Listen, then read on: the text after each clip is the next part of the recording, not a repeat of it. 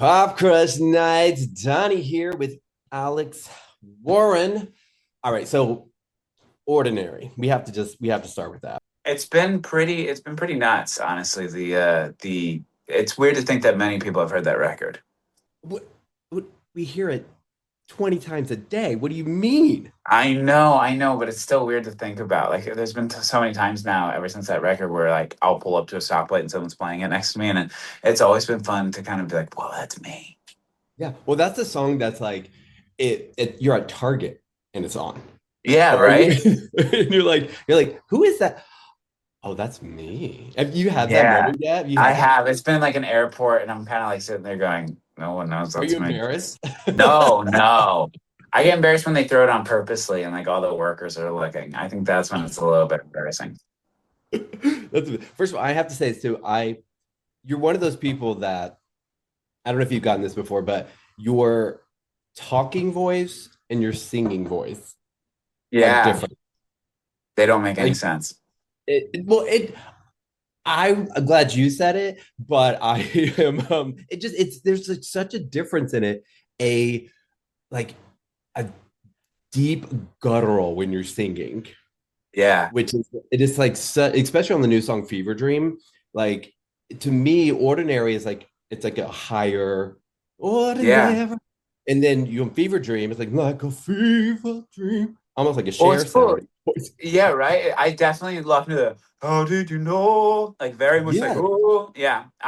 I don't know what it is. I talk like this on purpose, which is the funniest thing when people hear me talk. Like they're like, "Why do you do that?" And it's just so I save my voice. Like I talk very like in the front of my face and I sing in the back.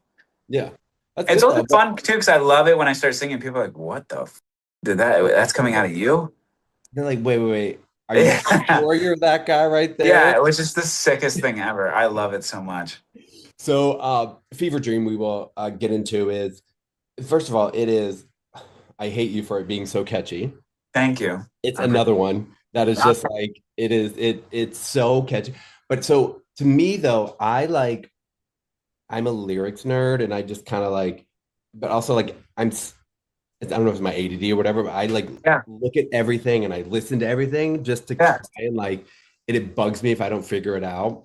Because even in the video, you start out, you're driving the stupid, you driving around, look at all the celebrities' houses, yeah. but then you do a moment of like, oh, nobody cares. And for me, it's like you have that moment where we bust our asses trying to like achieve our dreams, and then you're like, you do achieve them, and at times you're like, it does seem like nobody cares. Yeah, yeah, yeah. I hear you. And it's like that's what to me like fever dream is. It's like the whole of like I have been trying to achieve this so much, and here I am, and it's like, is this what I thought it would be? Yeah, I think that's really interesting. There's a lot of different innuendos in the music video as well, just kind of like not making fun of Hollywood, but definitely Sure. poking fun at it sometimes. And I think that for me at least, like it ends at me back to being homeless. And that whole kind of, making it was just a facade or a mirage in some way. So it's cool that you kind of pick that up a little bit. Yeah, because it's like, and I mean, it goes with the album. Like, you're all right. You're gonna be all right, kid. It's like, are you all right? Are Yeah. you like, do you feel all right now? Like, are you at a place to? Because to me, I'm very much of a manifestation to where it's like, if I say I'm gonna be all right, I just keep saying you're gonna be all right. You're gonna be all right. Right. Hopefully, be all right. Yeah, 100%. Yeah. Do you feel all right now? Are you at a place to where it's like, I feel okay? I feel great right now. I really Yeah. do. It's been a long road ahead.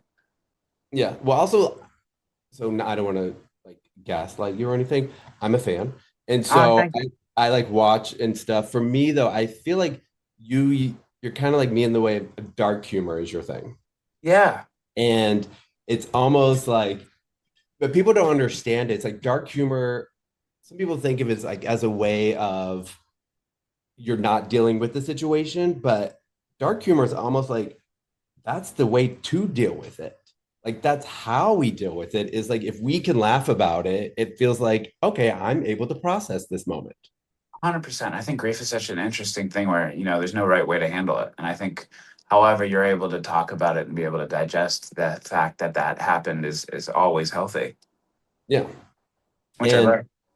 yeah, do you because obviously you're honest and like life and when you talk, but when it comes to like lyrics and songs, is there like anything you're just like, I'm not sure I want people to know this yet, or like I'm not sure that I can get on stage and sing this every night and not be able to, lose my not fall apart. Oh, yeah, no, I have songs like that. I cry a lot on stage, and I think it's really interesting. Is like it truly like this next tour, I'm really terrified to sing some of these songs because I can't even get through listening to them without crying. I can't imagine singing them. I just think it's healthy. I think it's really, really healthy to be able to confront those feelings, and whether it's on a stage in front of 20,000 people or in my car, just myself yelling, I think it's all healthy, and I also think it's really important for the audience to be able to see that I'm human and that there's You're things that I human.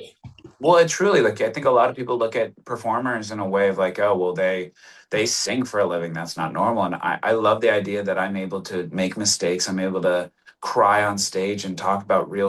And I feel like there's this level of understanding that I think that I can provide. Yeah. So the tour, Finding Family, on the road. Yeah. It's interesting because you've had songs, you had Jonas and Rosie and Jelly Roll. I mean, obviously, like Yeah. working with, like, to me, it's like you're almost finding your family in the music as well, not just on the road. It's like you're bringing people in with you. 100%. Yeah. It's been really great to work with a ton of people. I had the opportunity to work with Gigi Perez as well, and she's just such a sweetheart. She's one of my bestest friends. I still talk to her every day. And I've gotten to work. I loved working with Rosie, and it's funny. I saw her the other day, and it's just this beautiful moment where we catch up. And yeah, it's just been really cool to be able to become friends with all these people. And Joe, I was asking Joe about coffee the other day, and that man is passionate about his coffee. Um, but truly, it is so cool to be able to say like that. I grew up either watching these people, or I've listened to their music, or I've just been a fan for so long, and I'm able to call these people friends now, and it's such a beautiful thing. Yeah. I love that. And also, I mean, you're going on tour and like I know Jelly Roll's about to start a tour. Hopefully you guys can kind of, jump in together and do a couple nights together. That would be I'm fun. always down. I'm always down. I love sharing the stage with so many people. Seriously, it's been a blast to be able to work with such amazing people. Yeah. All right. So I'm gonna let you go. But I just want one thing. If you had to say like one word to say to people, like when you come to my show, when Yeah. you leave, I want you to leave with this emotion.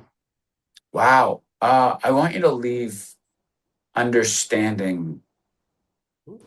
I want you to leave understanding yourself more. I think the biggest thing for me is like I view my shows as therapy in some way. Like truly, I don't think before I speak. I just say what's on my mind, and every day Mhm. that changes. But these songs are really helpful. Like these songs helped me, and I've watched so many guys get dragged there by their girlfriends, and they show up with a beer in their hand, and And they're they're crying. kind of like, "Fuck, this isn't Kid Leroy. I wish I was somewhere else."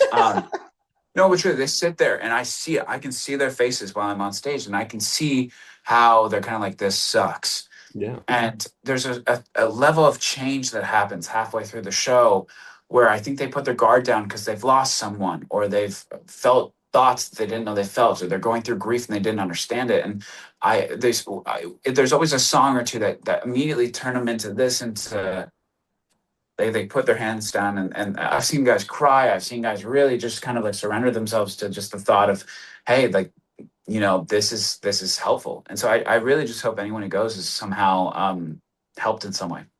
Awesome. Well, and June 6th, you're in LA, so I hope I leave with a little understanding when I see you I live. would love that. I would love that so much. Yeah, It's or awesome. at least cry a little. Oh well, I cry every day, so I'm definitely gonna. But electrolyte, Thank God. your tears have electrolytes. You know that? So Really? I didn't know yeah, that. yeah. So you're just thirsty.